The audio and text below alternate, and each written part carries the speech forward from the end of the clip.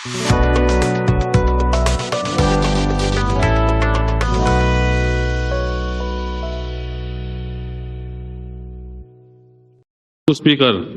Star question Pathumna. Soil Water Conservation Department, Changtu Minister, Chanatan, Ena. Sorkar in Hunpiali Tura in Remnasium Pui, RR Associate, Tenhen Changin, Tax Lagatur Provision Siamtel and M. B. Munpiahi, Lenatur, Aro, Dry, Red, Kezia and Zange, Ashingal to Red, Siam, V and M. C. Ashingal to Red, Siam Nirota Se, Engvange, Dina, Munpia Ching to 10. After Nakonga Hasanana Satak and talk make Sorkarin Ashem Lombe. Turin Minister Changtu Pulal Tansanga Lusomang. Chairman, Speaker Kalome Zona Kawai Katsana Turania. Nebele zom tak zona pakhat na kha Sarkarin RR Association te hi remna siampui san pa remna asiampui san pa lova Mizoram hunphia te sarkar red bituk aya hiam lova le aphal sakmai ani tax lagna tur provision siamtel anilo transit pass pechok to forest department ne na ero administrative costs kezi khata cheng khat apeve ang panhina sarkar chan kumsang ni somthi palichung atan bek mun phiaro leina tu red grade A kezi khat cheng za ai niam lo grade B kezi khat cheng somriat aya niam lo turin abituk sina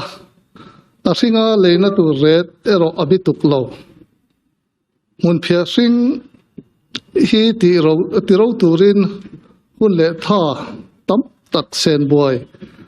Angai awangin sarkar tan asinga le arem chang ri lowa. Chu wangin asinga salna red po affix talo ani. Mun phia hi zole phaya athar hun ain anglawa. Aleitu pon lammi ten vai reng tele ache vela athar ti an hriat me chuan zolam pangami chu alo changman to hial thina he athar hun in anglo awang hian a hring red siampo ati harsat phabok ani market study team ten zirchian na atang a thil poimo tak pakhat lo lang chu NLUP lo chamna berpo a hring ren an boi pui telwang ani mun phia hi abituk mun phia hi abuka ngal ani awang in a hring rei thei a hring ren thei a hring sorry a hring rei thei nan abuk rit zok thei nan tuya chia mei du polte an lo oma hei hian leile ral konga in bum na athen chang om thin a chuwangin sarkar lamatranga aret bithia lo mei thazoka ariat ani awangin asinga leina red asiam talo ani Dina ria e peni na zona ri tu khan zobelna nemo somang Kongai takin he mun phia chung sang hi kan ram issue tu da chuan ni wangin ut na thok tu mun phia ching tu chung ko sang tam tak te tu na hian lungai len tom ku na zona potlemin kan pe thui da woni bun min hriat thiam na kan nge na ni kha chana kan dong ta sorkar khan red bituk asinga arowa zia cheng za ti le cheng somriat ti te asoya sarkar he bituk ain tuna hian tlom te te in an leimek nin thiat ania arawa khal tu te na hi sarkarin price support apedonem tin RR associate te pha in rem na kan siam pui chia lo an ti chungin minister pathum akri le soil le minister pani le advisor to CM marketing lam chang tu ten joint press statement an siama khan sarkarin leitura somte an tia abik taka an soklu RR associate te hian Mizorama engtia zawnge tu din man an cover to a khoi mun chintenge an lei to tia kha kan zot dua tin adot le chuan kan soi du chu ni som pathum February sang hi som ni le palia kan soi minister pani te le advisor to CM te khanin joint press statement an siama khanin society ten ma nirem chandan angin ang khua atiral da lo dap mero seti ania ni som panga a ZPM assembly a kan house leader zom tak kan chief minister in athu soina khanin munphia khalhun chung te hay season ani a duangin kan ko par zo man lova manrem chandan angin khotirin atiral dan longai tu mairo seti na soile ngot maya hei sarkar kal dan tunin don mi pu speaker chuban chon kut na thok tu ten an chinga kan in zuara aleina man tur ret kan tuka voina thingtlanga an chap me kani ke zia cheng za chuanga an lei za som ni za som thumte somnga somrukin thalanga ya asing somruk man ni thin te kha cheng som panga ti ngai to a heti khapa sarkar hum la hian anti ral theidan angai lo tiral ko se ti hi kal phung turen don mi tin pu speaker ka zotani pu member zom tak purin sanga ralte pu speaker kalome an soil department minister chanatan e zo ka duwa mun phia hi tun lai su tling khop maya abik takin kan biala phei chuan kan ei zon na bulpui ber pakhat ania kumdanga Trump masa sarkar masa khan are chiat lai ber hian cheng somli a hian atlangiam manglo ani ashingin tuna hian ashing ke ji thum le aro ke ji khathi ain hen thina wangin eni bial le mun tam taka chuan ashinga khalli kan duwa tin kun ha thok tu te tan pon aul samzo ka chuwang chuan tu sarkar kanin zorna en chin sarkar tia kanin zorna aro nge ashing nge kan leidon ti soilovin mun phia ke ji khat cheng za tin kanin zuara eza bi somriat tin chu kun na thok tu ten be sei takin kan thira voinia hian kun na thok tu abik takin mun phia ching tu ten mere thele har sa tak tak te an chung ko din chuwa ve na turan fa te school kal na tur le an chung ko mo le na tura ngak lel taka a red tra le tu makan thir la hian kumdanga tu nang huna somnga somrup ashinga an leilain tuna chuan voinia vaireng te acheng som panga teni hei kan sarkar ina kan kalphung afu lo de wangem ni o katia hetiang kan puang topa RR associate te kan han berema leitura kan tian department lamtenen trumdanga hundanga kumdanga an local pui dante kan zir chiang em ti hi kazona pakhatna niya tin tax holiday tin ro pui takin kan puanga sarkarin rammi puiten tax holiday kun na thok tu te ta na traber felber angmain tax holiday ti kan puanga ma se transit pass kezi khata cheng khat kan lak sakle sia hei tax thawani chuwang chuan transit pass po hi tu na hian are ta che be ma tumdanga somnga somruga kan le an le thin laya cheng som panga te atlak to hi chuan transit pass te lak lo da no mem ti kha ka zona pani na ania tin kan house leader in ZPM assembly a athusoi nichina kan leader of opposition in arod soyang khan mun la le kir khol mi te kan in le man lova RR associate ten lo fa tu ranin muzo lova ti aron soyakha voini yan vaireng tele cheve lai mun la aniem khoi train nge mun la le kir khol chu kan te ti ka zo da ni bok se kum dang zong zong a vai reng te le che vel en dir na sai pum sai phai vai reng te kan ti helai tlang dung zong zong lai hi mun phia area tam na bor ber ania heng lai hian le khom thin ani chu nguna po chuan voini a hian leitur kanin hu zo mang talo apoi khop mai tin pakhat ka zo le na hei hi ania support price hi tu na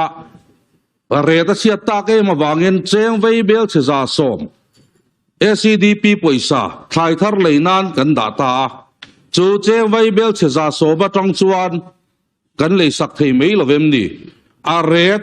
a ring la siam chia lo po ni la cheng som thum som li talian kan le sak thei am sarkarin ti kha ka zo belna ani e pu PC pu MST pu MST member zom tak lo sama pu speaker kalome kan minister zom tak chanata na kan han zobel du chu tuna thlai thar leina red duana hi engti ka tanga man chan tu nge ti ni e kalome zona kha pani sin a zona nei tu lo khan pani sin kha kan tia pani anom to etine kan du dan kan la le don nge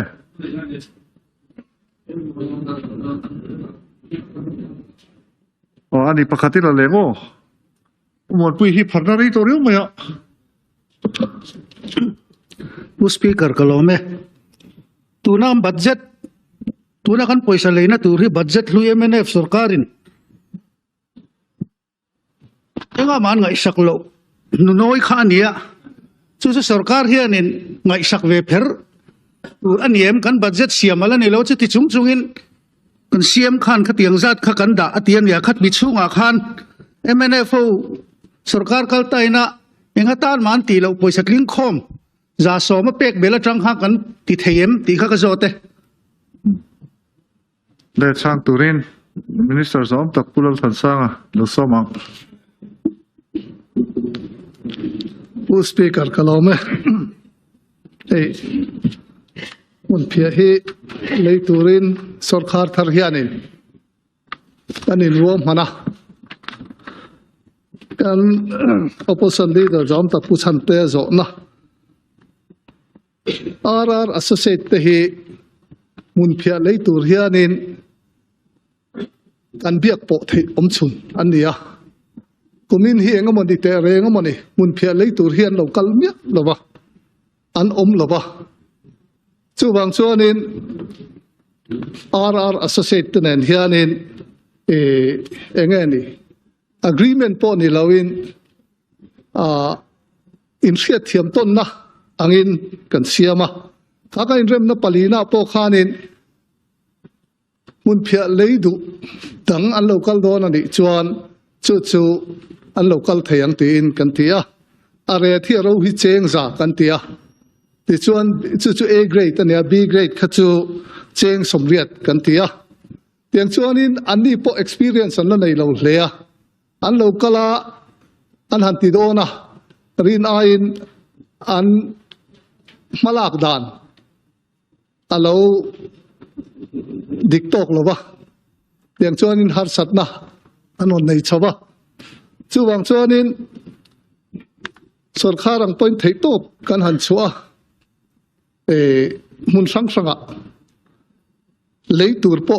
kan han enjela tuna chuanin a leitur po hi tlabung lama chuan tas company ania ti chuan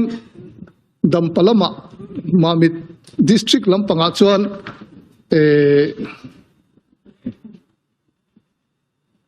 gala company te tuna hian lutrana tiang chuanin tuna hianin mun phia hi RR associate te hianin mar tlang dung lampanga tuna hian an leimek ani ten ni china kan soitong khan hemi chungchanga hianin mun phia chungchanga hianin sarkar hianin support price hi in pedonem tia kha sarkar hian support price poi pe kan du biawa amai ro chu sarkar dan anga kaldon chuanin heng item hi sarkar file kala notified anga ya chumi ma chuan a thei lowani chu voinia kan har satna ania chu wang chuanin kan house leader zom tak kan chief minister po khanina arem ang atina la ya kha zok khania kan fiat angin December ni ria ta he sarkar along pianga a holiday Christmas holiday le khatian ang zong hat pe ka chuan kan hi mo chau kan la than hi mo chau hi kan sarkar don chau ania kan in la ruam kan la in ruam man fel man lowa sang ni som ni pali ni nga tuna ni li ni nga chung te chu preparatory budget kan manga te chuanin sang ni som ni panga ni ruka hi chuanin le kan tumang hianin a red fixin le society po ani angin akal tonga society registration po tuna hian ol samzo ka titurin kan corporation ministerin tuna hian tran ala ma alamek ani chutiang chon tuna hianin mun phia leidan turahi ruam manna kalpui me kania kan market study team ten uluk takin anzira kan khai khom deuh mai ni amal mal khang karon react jong lawanga tiang khani tuna hian kan kal chhong mek ania kumina hi chuanin a thei angin ti ral mai ni se kan han ti na te po baga khwanin all stock kilo tam mai chu wang chan an local lo ni te point an soyani chu chan voinia hen har satna min thena MNF sarkar timail sarkar ma sa kha amal som len yang mun phia chu tiang khop chuanin khutan lei zong kha de ral nan la femang lawa chu wanga voinia po hian khutilaya baga vele khutiang lai tanga ron lei thin po kha an ip na chan ti te po hi kan lo ral riat ve de foi ya chu wang chuanin heng ang zong hi sarkar chuan a ria heng har san na te po su kyang turin tuna hian thei tu in tran alameka chumi rual chuanin heng support price kan ti kan leina rate anga ni china serlui bial tu MLA zom takin hei hi ati theim tuna cheng som ni som thum velania zain ti sia han ti te po kha ti kan cha khop mai amai ro chu sarkar dan anga kha khala kalpui ani lo bang khan kan la ti thei lo ani ti kha min lo riat sakse tin hemi kan lei chung changa hianin thei top kan chua chu thei top kan chua chu tuna po hianin mi hian roin hong trana tuna RR associated te hi Haryana humia khwanai besa Haryana traina bal nge hetang hen balki nan tenga UP vela te Speaker, point of clarification. Kan Minister zam tak na chana khan MNF sarkar ka van nei mange mun piatiral chung changa khan ni kumlama thar kha baga all stock ala tamate hei sarkar ma sa khan serli bel tu zam tak na kan zukala all stock om lawa tun har sanata ka chu sarkar a red in bithia kan la don tie vai sum don lo lut tal lawa lang le thei si lo ban ka biala po mun piaro Kezia za som thum panga thlenga le chin khan boya cheng som nga panam sal thelo ni zoka chu wang cha sarkar na bithia hi ati fulo shate mo ti kha ania achan chu khamiret anga indon lo engkim mai sarkar kala privatization kan kalpui anga kalpui le kha chumai jok lo mi sarkar hi a facilitator tur chau ania society in hei hi akalpui anga society na akal dan tur engkim arwam mananga achan chu pon lampanga bayar ten andu tua anron aret anon fix solowa ti chuan kalphung fel taka kal turin tuna hian sarkar hin po cha tin khatilaya khutilaya a omlo ti khachu kan lo riat dan ania survey team ten anjuk riat na miron fil ania chu wang cho kan riat na lama chon all stock a omani ti kha kan soidua chu wang chon hemi chung changa hian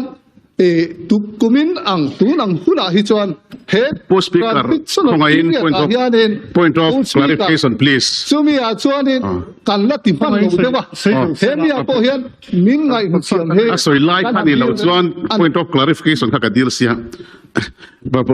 Post Speaker, yeah. Apoy mo ma nga ni Minister Zaum, taktet soy la in rola ng mozong in milongay lo mula din member te kan diangin points of clarification Kakadil te ya. Mun pia sungchang hi niya. Ani na taka chuan ACDP ta na sum sarkar masai na da thlap ACDP program hakal sial mai sira chumun phuam wal phone hi thleng lo tur ni ACDP so ata na sum sarkar na da sap thlap allocation pot di planning department a finance department pura pe thlap to adong tu tur po Mizoram dung le wanga chu ko sing ruk khan chhuat to chu paisa chu mun phiale nan sarkar thar na itlata a document po hi finance department aka deal chuaka MLA kan ni angin kan privilege ten ni angin pe chuaka alung chia thla khop mai chu wang chuan ACDP NEDP MNF kan sarkar tirin akal meka akal angin NEDP kan sun som sel ke ni chuan financial year lak loa NEDP sung khathil na kan put peng lo ma se tun sarkara chuan ACDP poisa noi sing khale sanga atanga noi sing khale sang khat kha thai thar le nan tia a thai thar le tu lamte suppliers lamte pon yang tin society lamte pon yang an la in pe si lova kan mol pho di hi chu wang chuan ti lo tur ti hi chu ram ro rel na po mol pho na chu di sel ni hi mole du na hian chung ko sing ruk ACDP tong tura an ming po la khom vekto chu tiang tura ta na lo in ba kho sia ruam ban po chung ko ruam ban po lo siam to an poisa tur chu sakan nia an minga an ta na poisa location expenditure sanction po om vekto ni personal claim hiala ni chumi kan ti wang chuan mun phia riat hi kan ti suala a chetani Speaker speaker kan la ti sual man lo re nga ti sual khai sei zo ti rang Speaker, point of clarification pahni lek asoi laya asoi the mai ta khongai takin member zom tak khan ni se thiam la point of clarification kan ti sel chuan in zona dang kan ti man lawang speaker lo me ringai sang iro rel na alom ome an trang le mai ka bei la mi te alom oma tran om po nia ni an lo ti vek to ACDP poisa kha ke ni kha kan sebak chuang lo ten chu mi rol chuanin sarkar masati retailer te saski sum te po he ani na taka chuan te kan kaltang tir de vek ani ACDP teacher te po mas thateng sarkar masai na lo ti kha chu wang chu kan gil nei khop mai soi ve du cha soi tu ka re khop mai sarkar he mol phona nei lawa MNF sarkara an ni chia khanin zar ko retailer chu an sarkar tu ka an ban hal top ke ni chu kan ti velo kan gil nei khop mai kal phung thar ania chu wang chuanin pu speaker he mun phia chung changa chuan policy kan lo nei re ta kha kan tar lang ani ton sang ni som ni pali ni nga ni ruka ni ruk ni saria chumi a chuan kan lei lawa tuna point of clarification anon soi rang kha chu kan la chang do na nia tun le tun huna hi chuan pu speaker sarkar anga kan ti theilo ani wangin kan la ti lowa thansa ten lo la nei ni phei kha chuan chung thansa te po chu sarkar angin dan angin an kalem ti te po kan la ngai tuanga chung te po chu session le te po chiang zo kin kan chan tu la ngai la tun le tun huna hi chuan kan theina zong kan som khoma tun hi kan thlen pui hri ania kut na thok tu te tan hianin kan ding reng do na kan ding zel do bok ti kha ka chana ni kan lo me Speaker ka zona kha khongin min chang trap se ka wadu em ka zona khan sarkar in tax holiday ro pui takin kan puanga transit pass hi a re ta chiat lai po hian ke zia cheng khat kan lak saka hei ngai dam thei ani em ti kha transit pass la lovin tax holiday sarkar in gan puang ta ro ro ba ke zia cheng khat la lo hian pun na thok tu te hi tu na hian si zona rei to lo boka ngai dam thei mai em ti kha ka zona nia kan house leader ri ka ring to ka mun pia ral nei chu kan mu watang sundar ali azui tur tlangwal fel tak pani vela tir wat turanga ila an lawang kam ru la te khan don ve lo ke ni a chuan khat ti lai kha chu lo boi lo vila te chuan ni tax holiday kan ti a amai ro chu forest dana hianin hemi transit pass pek tur hianin administrative cost hi angai ve hrimani achan chu forest department chu concurrent list ania central ne na in netat ani wangin chu wang zo ka tun ma a cheng sari te an lak thin te chu tian anga enge ni red sang zo kan lo lak thin kha tuna hi chuan niam takin kan tia chu a thei ang to kan niamin tuna hen sarkar hianin hemi transit passport hi administrative cost po hi ala ani ti kha ka chana ni kan house leader zone tak ban phara hoin lo se thiamin som teng First Speaker Kalame. Thar pali leiturin kan intiama aret po mi puya kan puanga. Chuta chuan mun phia hring hi chu kan tel lo hrim hrimah. Kan tel ngai don bok lova. Chung chu tun budget session zo financial year thar atanga kan ti tura kan puan ani. Amaro chu kanan sarkar lim khan vote leina na sarkar masaina poisa alo ruaman ning noi kan huwa sai thar leina mang lau tiang ei hi chu kan tia ti chuanin sai thar pali kan le yang kan tia kan puang to na tang hen kan le ngal don ti mi puya kan puang ani ti chuan thai thal dang pathum chu kan red ai sang le tuan om wangin boi pui ngai lo poisa po sen ngai lo mun phia po chu tia ti chu kan tuma kan red anga le du a oma in soyang khan RR associate an ni a chuan an le mai tura kan ngai lain rinai nan lo che thei lo man power lo nei lo ba kan be sen phak lo wa kan che swal ani chu chan ber chu ni Kamiani ta ka chuan mani boy lo boy pui mai ro kan tia sarkar ma salama anti danang bok khan lo ti le ri mai ro kan tia ni na kum lama tang ro chuan area waisin ti alo ngai ni ti hi kan zir chuak to a thazokin kan siam theidona support price pek tur sum kan nei reng ma se pedonila an lo in thalnel nual to a record omlo tin mun tina society ading box silo chu wang chuan tuna han petur chuan abuai nuai to a angai na om lovani chu wangin ani ni hini mai te second tia tin pakhata chuanin all stock on ka kan thu don ania tin nge phalna lo chuan chungsom theini don me nia una topa I phalna kan dil ani chu ne nge housing kan ngai dan le sei lak lo an sei zo ti lo do miang ale kalome ti chuanin all stock aom chu kan har satna ni ti hi sarkarin kan don ani a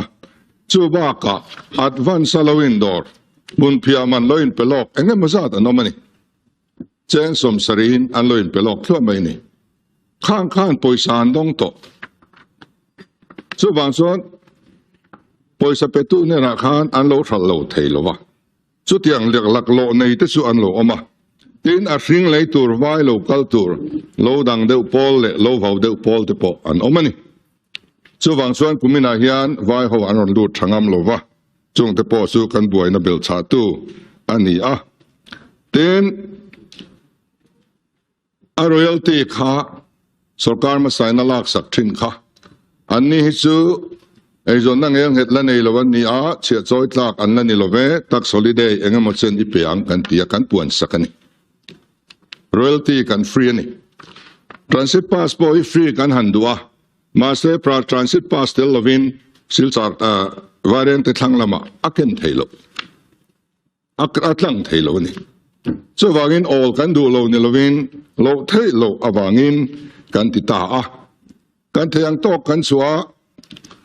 riru tha ngan puwa mun phia chin tu te opposition bial de ve kan nia dom kan ngai ni hi thei to pin thanila te ang kan tia chuwang chuanin khatian zong khan ma kan la zok ania na kum thara tang chuan ai re wai sin fel takin bot sai ni tong le tuna chuan laying of papers